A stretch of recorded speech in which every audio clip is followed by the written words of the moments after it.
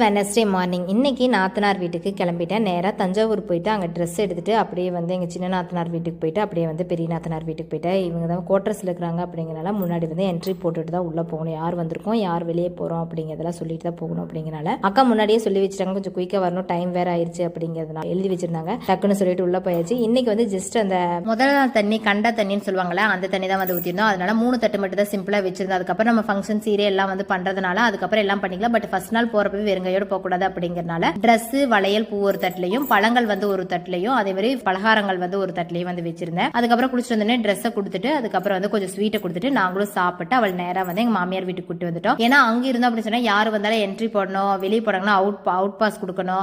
அதுக்கப்புறம் அவங்க எத்தனை நாள் ஸ்டே பண்ண போறாங்கன்னு அவங்க கிட்ட சொல்ல இதெல்லாம் இருக்கிறதுனால நம்ம வீடுனா யார் வேணாலும் வீட்டுக்கு வந்துட்டு போறதுக்கு எல்லாத்துக்குமே ஈஸியா இருக்கும். அப்படிங்கறனால இங்க கூட்டி வந்தாச்சு. எனக்கு வந்து அது ஈஸியா இருக்கும், டக்குன்னு போய் பார்த்துட்டு வரதுக்கு எல்லாத்துக்கும் ஈஸியா இருக்கும்னால இங்க கூட்டிட்டு வந்தாச்சு. நெக்ஸ்ட் வீடியோல ஃபங்க்ஷன்ஸ் பார்க்கலாம். இந்த வீடியோ பிடிச்சிருந்தா லைக்